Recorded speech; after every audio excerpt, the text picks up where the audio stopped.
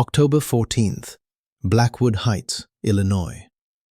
19-year-old Skylar Elizabeth Vance did not walk into the Clark County Courthouse. She sauntered. For Skylar, this was not justice. It was an act. Clad in a designer suit over her orange jumpsuit with white undershirt that she would soon be required to wear, and sporting a smirk that trended on the social media platform formerly known as Twitter within minutes, she treated the courtroom like a backdrop for her next viral video. While she was initially charged with a tragic, reckless accident involving a fellow student, the reality was far more sinister. Skylar leaned back in her chair, whispering jokes to her attorney while the victim's family sobbed in the first row. She believed her clout and a lack of direct evidence would set her free by summer. She was wrong. A single encrypted vault file would destroy everything, revealing the monster behind the filter. As she prepared to laugh one last time during the final hearing, she had no idea she was staring down the iron gavel. By the time Judge Vivian Sterling spoke her name for the last time, the performance would be over, and Skylar would find out that viral fame has a very dark price. The arraignment took place on a cold Monday morning in November. The courthouse steps were packed with news crews, curious onlookers, and a small cluster of young people holding signs that read, "Free Skylar" and "She's innocent." Skylar emerged from the police transport van wearing the standard orange jumpsuit with a white undershirt beneath it. But somehow, she made even that look like a fashion statement. She had tied her dark hair into a deliberately messy bun, leaving carefully chosen strands framing her face. As the officers led her up the steps, she stumbled slightly, and her phone, which she had somehow convinced them to let her hold until entry, clattered to the ground. She bent down to retrieve it, and in that moment, with every camera trained on her, she flashed a peace sign directly at the nearest news crew. The image would be on the cover of every tabloid by evening. Inside courtroom 7, the atmosphere was suffocating. Skylar was led to the defense table, where her attorney, Marcus Holloway, a man in his 50s with silver temples and an expensive suit, waited. Marcus had built his career defending the indefensible, and he had a reputation for winning cases that seemed unwinnable. But as Skylar sat down beside him and immediately pulled out a compact mirror to check her lipstick, he felt a flicker of doubt. He leaned close and whispered, "Put that away, now." Skylar rolled her eyes but complied, sliding the compact into her pocket. "Relax, Marcus. I know what I'm doing." "Do you?" "Because this is not a photo shoot. This is a homicide arraignment." "Alleged homicide," Skylar corrected with a slight smile. "Innocent until proven guilty, right?" Before Marcus could respond, the bailiff called out, "All rise for the Honorable Judge Vivian Sterling." The courtroom stood as one. Judge Sterling entered, a woman in her early 60s with iron-grey hair pulled back severely and eyes that missed nothing.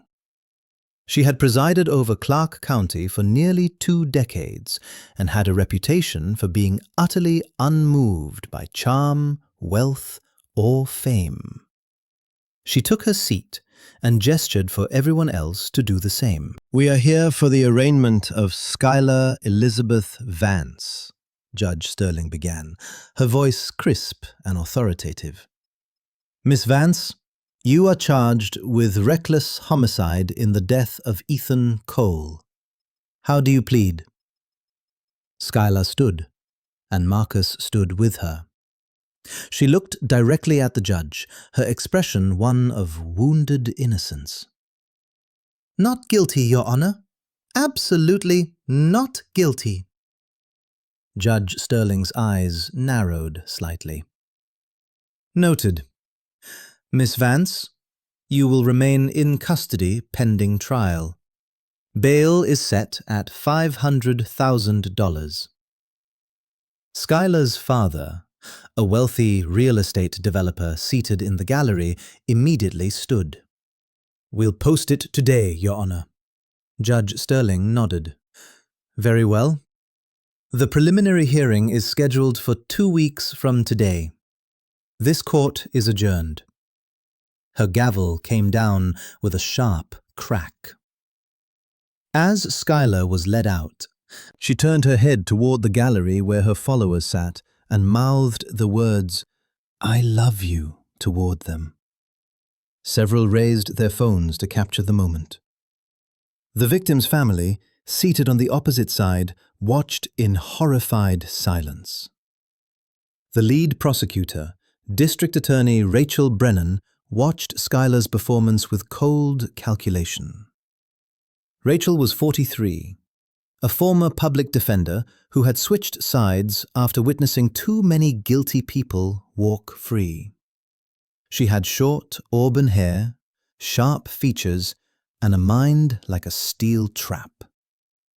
As Skylar disappeared through the side door, Rachel turned to her assistant, a young lawyer named David Chen. "Did you see that?" David nodded. "She thinks this is a game." "Good. Arrogance leads to mistakes, and we're going to catch every single one." The case began in earnest 2 weeks later at the preliminary hearing. The prosecution presented the basic facts.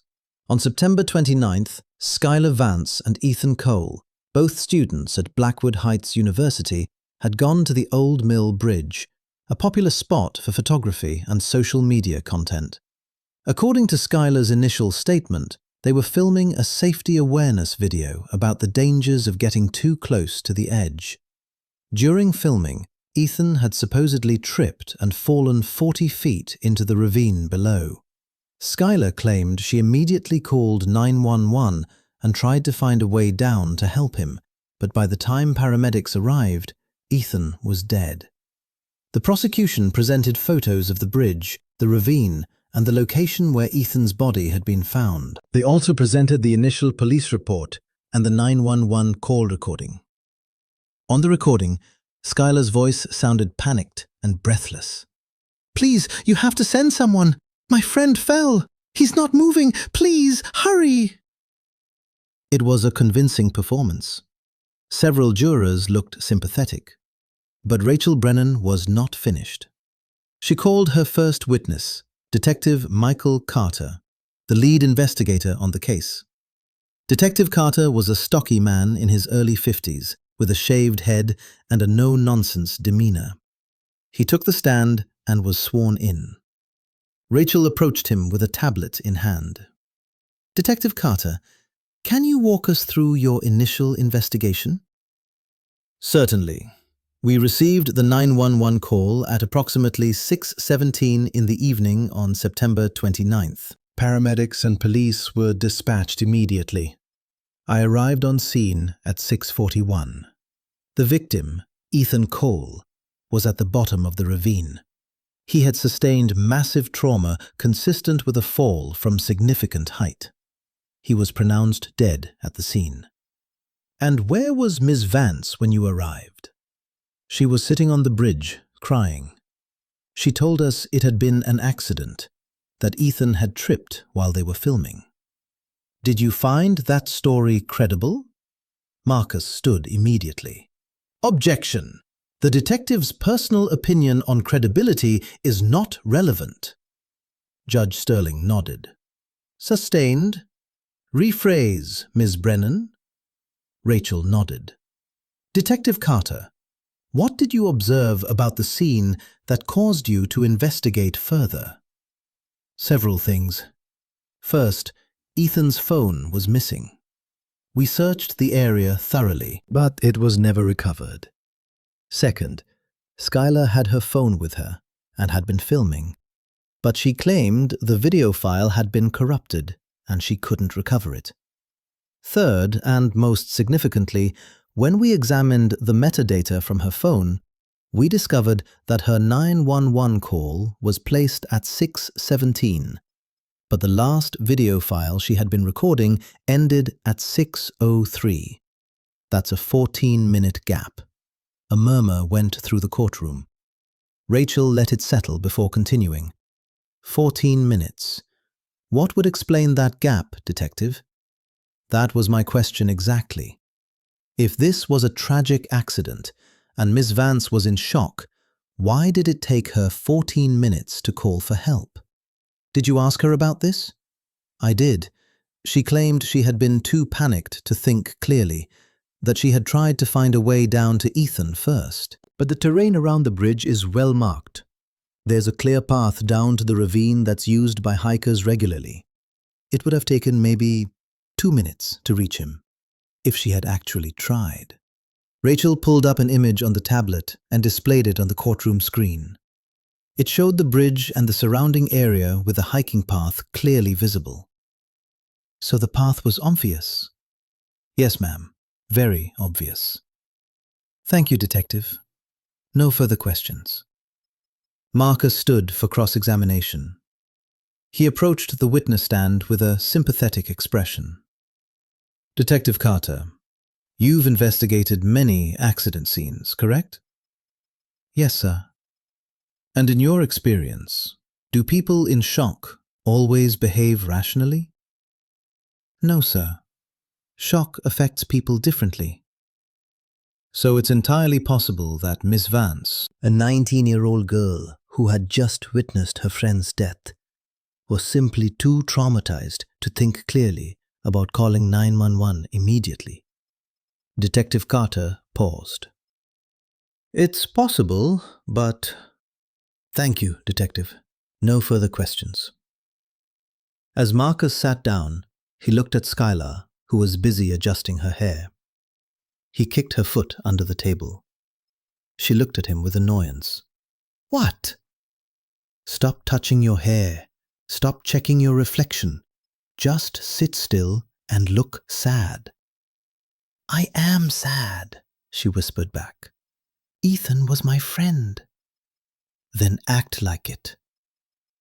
The preliminary hearing continued with additional witnesses. A forensic pathologist testified about Ethan's injuries, confirming they were consistent with a fall from the bridge. But Rachel Brennan was building her case carefully, brick by brick. She introduced cell phone tower records showing Skylar's phone had been actively used during those 14 minutes, sending and receiving data. She introduced photos from Skylar's social media showing her at the bridge earlier that day, smiling and posing, with captions about creating epic content. But the moment that truly damaged Skylar's credibility came when Rachel played a video Skylar had posted to her channel just 2 days after Ethan's death. In the video, Skylar sat in her bedroom, tissues in hand, her eyes red and puffy. She spoke directly to the camera in a trembling voice. I just want to say how devastated I am about what happened to Ethan. He was one of my best friends, and I can't believe he's gone. We were just trying to make content to help people. To show them how dangerous it can be to get too close to edges like that. And now he's gone, and I have to live with this forever. Please keep his family in your thoughts. And please, please be careful out there. The video ended. Rachel paused it on a freeze frame of Skylar's tearful face. This video was posted 48 hours after Ethan Cole's death. It has been viewed over 3 million times. Ms. Vance, can you tell the court how you were feeling when you made this video? Skylar, who had been forced to testify at the preliminary hearing, stood. She dabbed at her eyes with a tissue, though they appeared completely dry. I was heartbroken. I still am. You were heartbroken, yet you chose to film yourself and post it publicly. I needed to process my grief. My followers have always been there for me. Sharing helps me heal. Rachel nodded slowly. I see. And did the 3 million views help you heal as well? Marcus stood. Objection! Argumentative! Withdrawn, Rachel said with a slight smile. She had made her point.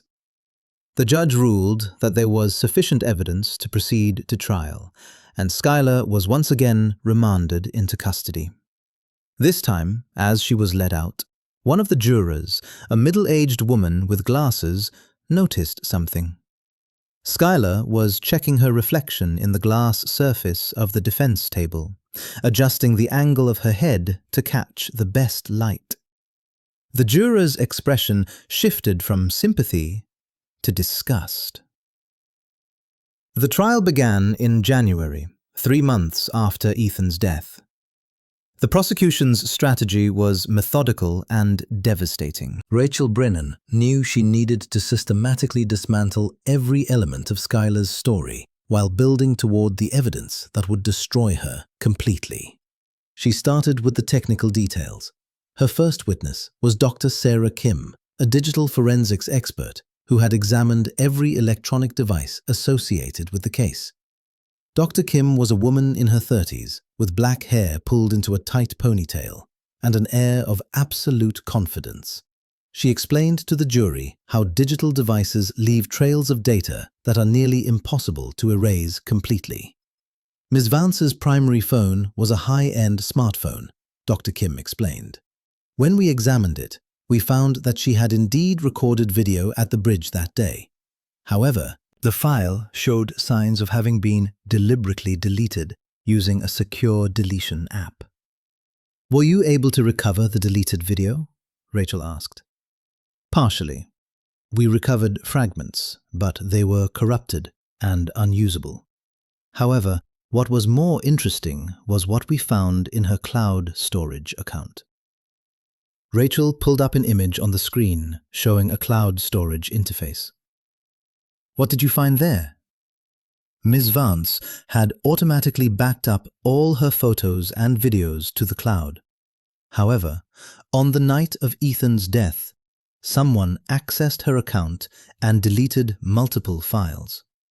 We were able to see the deletion log, which showed that approximately 47 video files were permanently deleted between the hours of 8 p.m. and 10 p.m.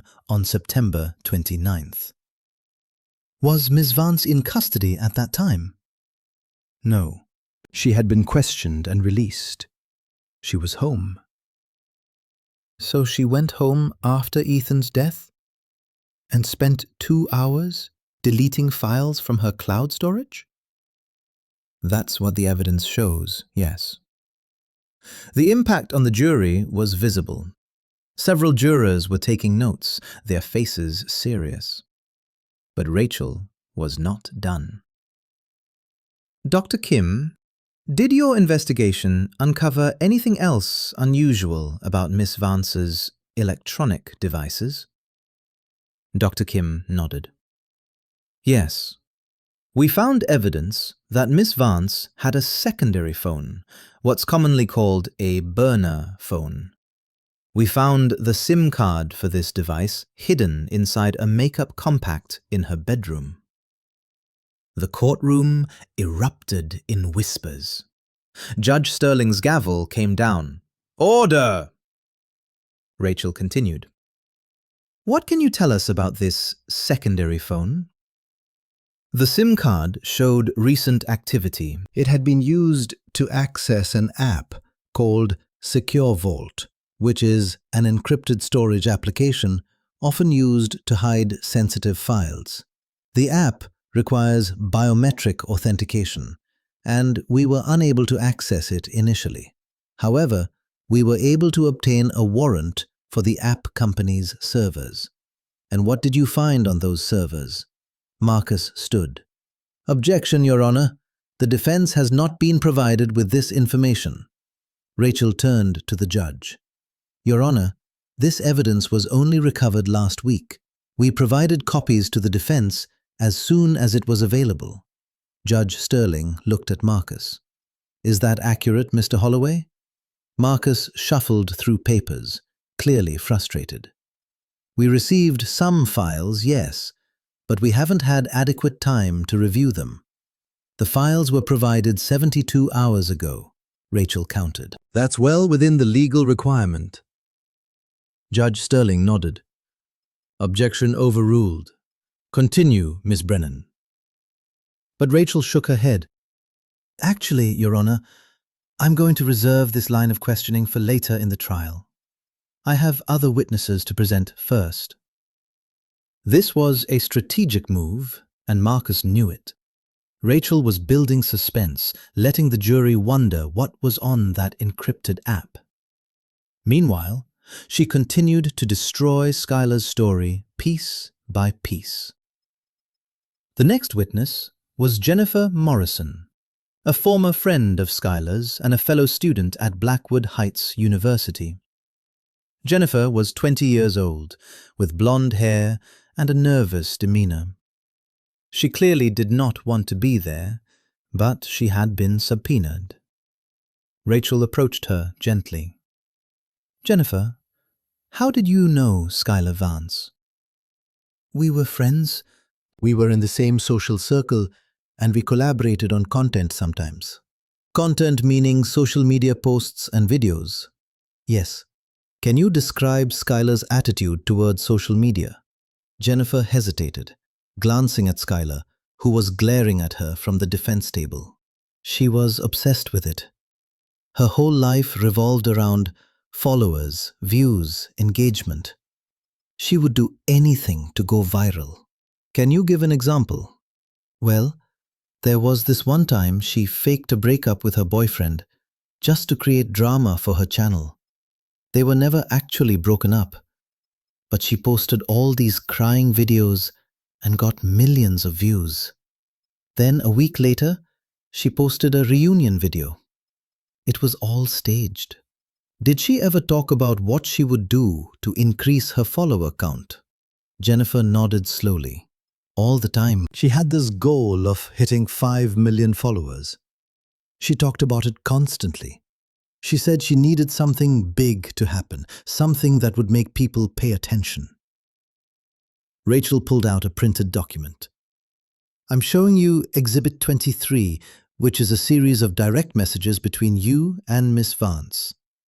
Can you read the highlighted portion? Jennifer took the paper, her hands shaking slightly.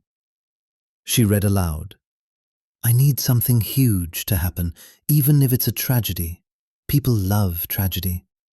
If I could get caught up in some kind of disaster or scandal, I'd hit 5 million easy. The courtroom was silent. Rachel let the words hang in the air. When did Miss Vance send you this message? September 25th, 4 days before Ethan died. Thank you, Jennifer. No further questions. Marcus's cross-examination was aggressive. He tried to paint Jennifer as a jealous friend, someone who was envious of Skylar's success.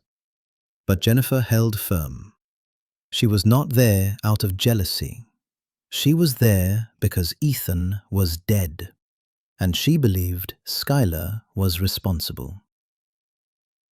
As the trial continued, the prosecution presented more damning evidence.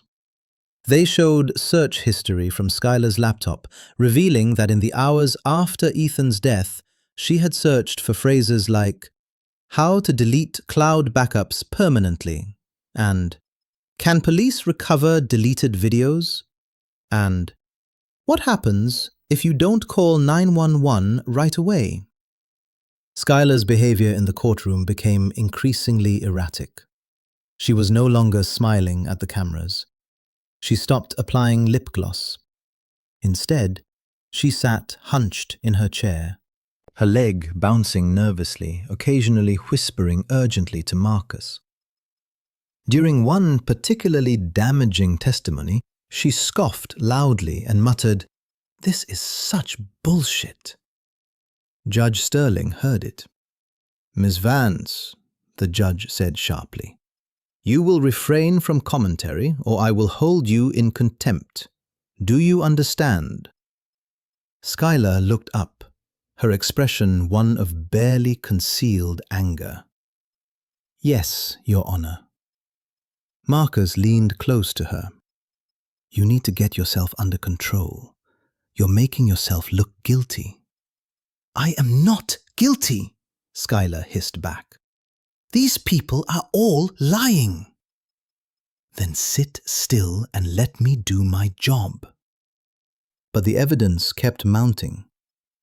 A physics expert testified about the angle and force required for Ethan to have fallen the way he did. Using a three-dimensional laser-mapped recreation of the crime scene, the expert demonstrated that for Ethan to have fallen where he did, he would have needed to either jump, be pushed, or have no one reach out to grab him when he started to fall. "Is it consistent with tripping?" Rachel asked. "Not really, no. If someone trips near an edge, their natural instinct is to fall backward, away from the danger. Ethan fell forward and outward, which suggests either intentional action or a complete lack of intervention from someone who could have helped." The testimony was devastating. Several jurors looked at Skylar with undisguised suspicion. She felt their eyes on her and shifted uncomfortably in her seat. Then came the moment that changed everything. It was late afternoon on the 8th day of trial. Rachel stood and addressed the judge.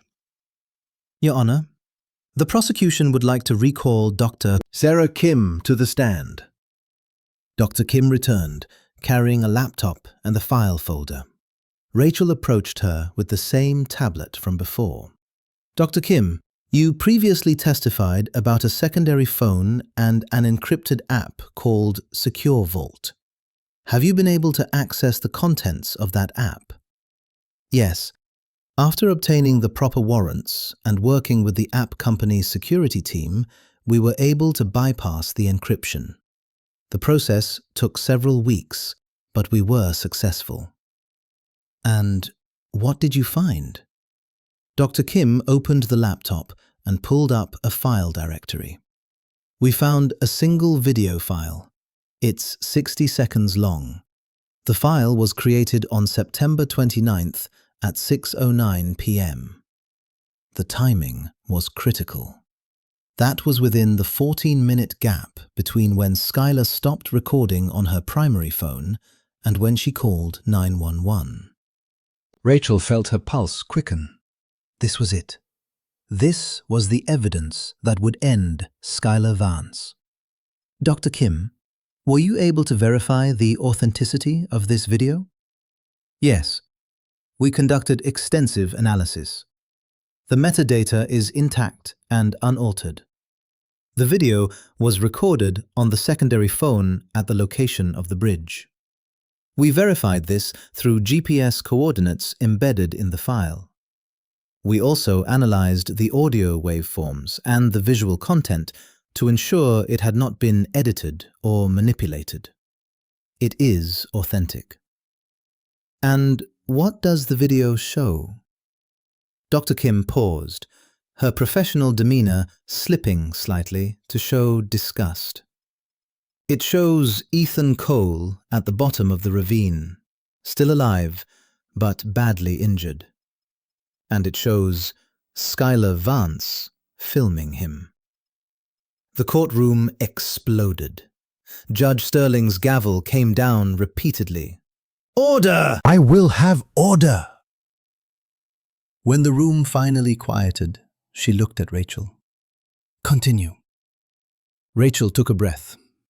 This was the moment she had been building toward. "Your Honor, the prosecution would like to play Exhibit 10 Alpha, the Secure Vault video, for the jury." Marcus stood, his face pale. "Your Honor, I need a moment to confer with my client." "You've had days to review this evidence, Mr. Holloway. Sit down." Marcus sat, and for the first time since the trial began, he physically moved his chair away from Skylar. He could not bear to be near her. The lights in the courtroom were dimmed. A large screen was positioned so the jury, the judge, and the gallery could all see it. Rachel pressed play. The video began with shaky footage of trees and sky, as if the person holding the camera was moving quickly. Then it stabilized, and the image became clear. It showed the bottom of the ravine from above, shot from the bridge. Ethan Cole was visible, lying on his back on the rocks. His leg was bent at an unnatural angle, and there was blood on his shirt. But his chest was moving. He was breathing. Then Skylar's voice came through the speakers, clear and unmistakable. "Oh my God! The lighting is actually perfect right now! Hold on, let me get a better angle." The camera shifted, zooming in on Ethan's face. His eyes were open, and his mouth was moving, though no words were audible from that distance. He appeared to be trying to call for help. Skylar's voice continued, calm and analytical. "This is insane. This is absolutely insane. Ethan, buddy, don't die yet, okay? Just hold on a little longer." There was a pause. Then Skylar's face appeared in the frame as she turned the camera toward herself. She was smiling. Not a sad smile, not a concerned smile, but a genuinely excited smile. She looked directly into the lens and said, "This is going to get 1 million views before they even find him." The video ended. The silence in the courtroom was absolute. It was the kind of silence that feels physical, pressing down on everyone present. Then, slowly, sounds began to emerge. A juror in the front row was crying softly. Another had his hand over his mouth, his eyes wide with horror. In the gallery, Ethan's mother let out a sound that was somewhere between a sob and a scream. His father tried to lunge toward the defense table, and it took 3 bailiffs to restrain him. At the defense table, Skylar sat frozen. Her face had drained of all color. Her hands were shaking uncontrollably. She tried to speak, but no words came out. Marcus had his head in his hands, his shoulders shaking. He would resign from the case the next day, unable to continue representing her. Rachel let the moment breathe. She waited until the courtroom had regained some semblance of order before she spoke. "Your Honor, the prosecution rests." Judge Sterling nodded slowly, her face a mask of barely controlled fury. She looked at the defense table. "Mr. Holloway, does the defense wish to present any witnesses?" Marcus lifted his head. His eyes were red. "No, Your Honor. The defense rests." There would be no testimony from Skylar, no carefully constructed explanation. The video had made any defense impossible. The closing arguments were brief. Rachel stood before the jury and simply replayed the key evidence: the 14-minute gap, the deleted files, the search history, and finally, the video. Ladies and gentlemen, you heard Skylar Vance's own words. This is going to get 1 million views before they even find him. She did not try to save Ethan Cole. She filmed him dying because she thought it would make her famous. That is not reckless homicide. That is depraved heart murder. That is a person so devoid of empathy, so consumed by narcissism, that she valued online views more than a human life. Marcus's closing was perfunctory. He could barely look at the jury. He made a half-hearted argument about reasonable doubt, but his heart was not in it. Everyone in the room knew Schuyler was guilty. The jury deliberated for 3 hours. They returned with a verdict of guilty on all counts: first-degree depraved heart murder and felony intimidation. When the verdict was read, Schuyler let out a sound like a wounded animal. She collapsed forward onto the table, her carefully constructed persona finally and completely shattered. The sentencing hearing was scheduled for the following week. Schuyler was brought into the courtroom in her orange jumpsuit and white undershirt, her hair unwashed, her face bare of makeup. She looked like a completely different person from the confident influencer who had sauntered in months before. She was led to the defense table, where a new attorney, a young public defender named Angela Torres, sat waiting.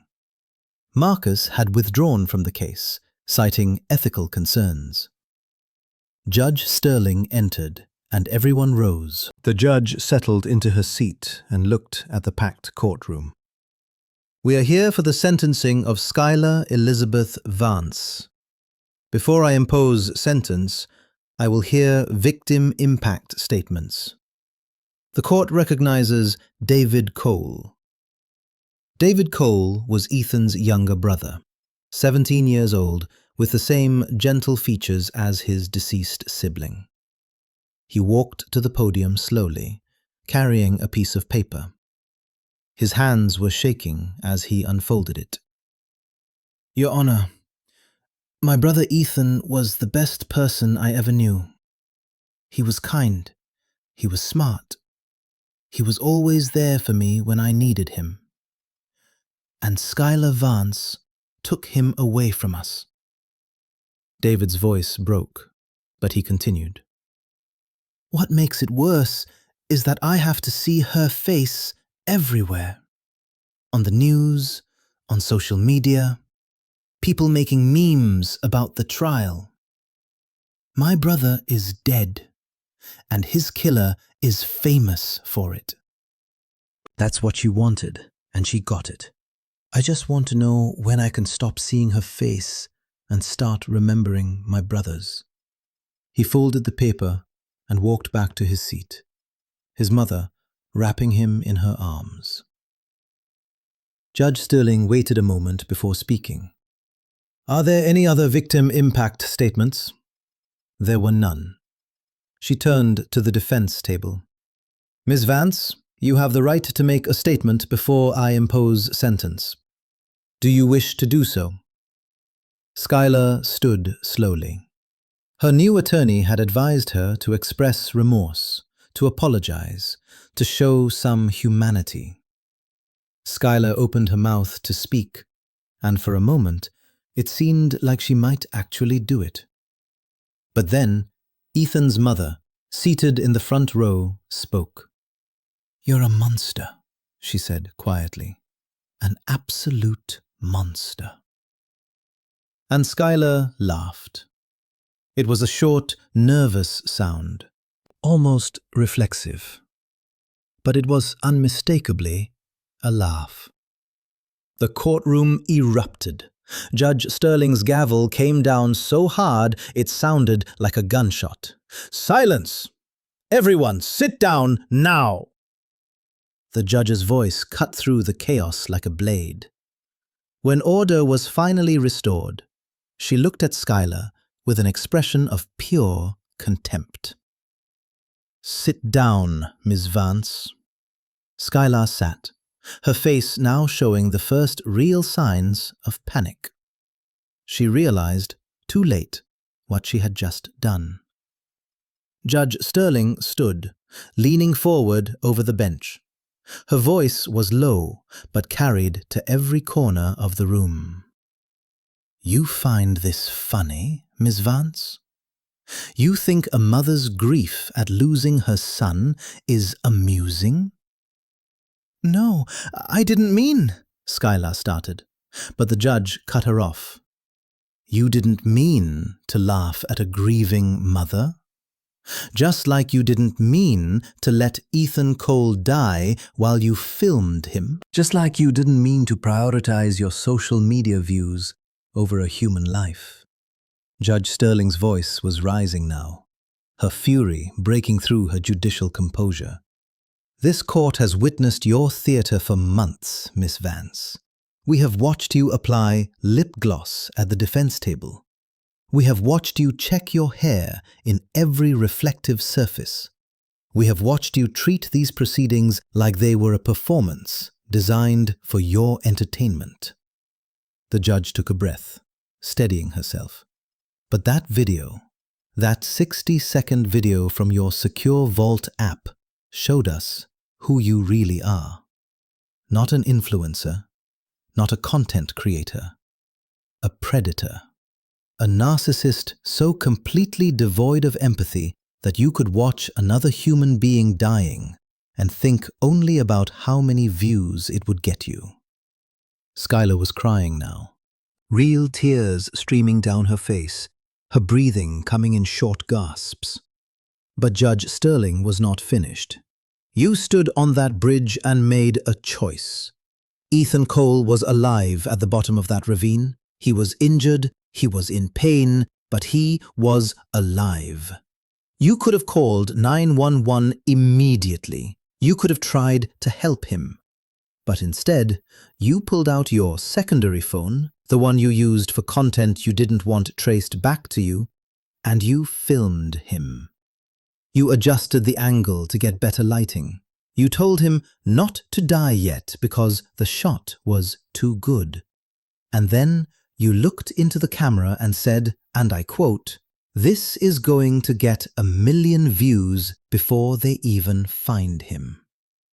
The judge's voice was shaking with controlled rage now. Those words, Miss Vance, are among the most chilling I have ever heard in this courtroom. They reveal a mind so twisted, so utterly corrupted by vanity and the pursuit of fame, that human life has become nothing more than content to be consumed. You did not see Ethan Cole as a person. You saw him as a prop, as a way to achieve your goal of going viral. Judge Sterling sat down, opening the sentencing file before her. The prosecution has asked for the maximum sentence under the law. The defense has asked for leniency due to your age. I have considered both arguments, and I have considered the evidence presented at trial.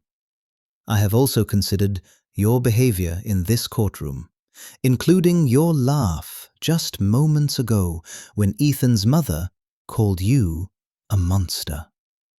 She looked directly at Skylar, who was now hunched over the table, her body racked with sobs. That laugh, Miss Vance, told me everything I needed to know. It told me that even now, even after being convicted, even after hearing the pain you have caused, you still do not understand the gravity of what you have done. You are not crying for Ethan Cole. You are crying for yourself. You are devastated that your performance failed, that your carefully curated image has been destroyed, that you will not be going home to your comfortable life of social media fame. Judge Sterling picked up a pen, making a note on the sentencing document. The law provides for a sentence of 25 years to life for first-degree depraved heart murder. However, due to the aggravating factors in this case, specifically the cruel and calculated nature of your actions, and your complete lack of remorse, I am imposing the maximum sentence. You are hereby sentenced to life in prison without the possibility of parole. Skylar let out a wail, but the judge was not finished. Additionally, for the crime of felony intimidation, which includes your deletion of evidence and your attempts to obstruct justice, I am imposing a consecutive sentence of 50 years. The courtroom gasped. A consecutive sentence meant the 50 years would be added on top of the life sentence. Even if some future court somehow granted her parole on the life sentence, she would still have to serve the full 50 years after that. Judge Sterling continued, her voice hard as steel. I am adding this consecutive sentence because your laughter today proved beyond any doubt that you are a permanent danger to civilized society. You have demonstrated that you are incapable of empathy, incapable of remorse, and incapable of valuing human life above your own narcissistic desires. The total effective sentence is life plus 50 years, which amounts to 110 years of incarceration. Skylar was screaming now, a wordless sound of despair. No, no, please! I'm sorry! I'm so sorry! But Judge Sterling's expression did not change. You had months to be sorry, Miss Vance. You chose instead to perform. You chose to smile for the cameras, to mock the victim's family, and to treat this court with contempt. Now you will spend the rest of your life in a 6x9 cell. Perhaps there, without an audience, without followers, without views and likes and comments, you will finally understand what you have done. The judge looked at the bailiffs. Remove the defendant. It took 3 bailiffs to get Skylar out of the courtroom. She was screaming, fighting against them, her designer heels dragging uselessly on the carpet. Her carefully maintained image was gone completely, replaced by raw, ugly panic. As she was dragged through the door, her eyes found the camera at the back of the courtroom, the one that had been live streaming the proceedings. For just a moment, even in her terror, she looked into that lens, searching for the validation she had always found there. But the only thing looking back was the cold eye of justice. In the gallery, Ethan's family held each other, crying tears of relief and grief. David Cole watched Skylar being dragged away, and for the first time since his brother's death, he felt like he could breathe. The courtroom slowly emptied. Rachel Brennan packed her files, feeling the weight of the case lifting from her shoulders. She had won, but it did not feel like victory. A young man was still dead. A family was still destroyed. Justice had been served, but it could not bring Ethan back. Outside the courthouse, reporters swarmed, broadcasting live to millions of viewers. The news coverage was wall to wall. Skylar Vance, the influencer who killed for views, had been sentenced to effectively 110 years in prison. The story was everywhere, on every channel, every website, every social media platform. Ironically, Skylar had finally gotten what she wanted. She had gone viral. Her name was trending worldwide. The video of her sentencing, her screams as she was dragged from the courtroom, was being viewed millions of times. But she was not there to see it. She was in a transport van, headed to a maximum security women's prison 3 hours away, where she would spend the rest of her life. In the weeks that followed, the case sparked a national conversation about social media, narcissism, and the dark side of influencer culture. Lawmakers introduced legislation, quickly dubbed Vance's Law, which increased criminal penalties for crimes committed for the purpose of social media gain. The law passed with bipartisan support and was signed by the governor within 6 months. At Blackwood Heights University, a memorial was erected for Ethan Cole. It was a simple stone bench overlooking the campus lake, with a plaque that read, "Ethan Cole, beloved son, brother, and friend. May his memory inspire kindness in a world that too often values fame over humanity. Students would sit on that bench, sometimes alone, sometimes in groups, and they would remember. They would remember that behind every screen, every post, every piece of content, there were real people with real lives, and that those lives mattered more than any number of views. In her cell at Livingston Correctional Facility for Women, Skylar Vance sat on her narrow bunk, staring at the concrete wall. She had no phone, no camera, no followers. She had nothing but time and the memory of Ethan's face as he lay dying while she filmed. The other inmates knew who she was and what she had done. They gave her a wide berth, disgusted by her crime. She would spend decades in this place, growing old behind bars, while the world outside moved on and forgot about her. The views would fade. The headlines would move to the next story. Her name would become a cautionary tale, an example of what not to become. And then, even that would fade into obscurity. But Ethan Cole's family would remember. David would grow up, graduate, build a life, always carrying the absence of his brother. Ethan's parents would visit that bench by the lake, bringing flowers on his birthday and the anniversary of his death. And they would remember the boy who had been kind, who had been smart, who had deserved so much more than to become content for a narcissist's social media feed. On the one-year anniversary of the sentencing, a journalist visited the courthouse to do a retrospective piece on the case. She stood in the empty courtroom where it had all happened, and she pulled out her phone to check her notes. As she did, a notification popped up. It was a news alert about the Vance case, reporting that Skylar had been denied her first appeal. The notification showed a view counter. The article had been viewed 83,000 times in the first hour. The journalist looked at that number, then looked around the empty courtroom. She thought about Judge Sterling's words. May you find your views in the confines of a 6x9 cell. And she realized the cruelest irony of all. Skylar had wanted to be watched, to have millions of eyes on her. And now she was, but she would never know it. She would never see the view counts, never read the comments, never feel the validation she had craved.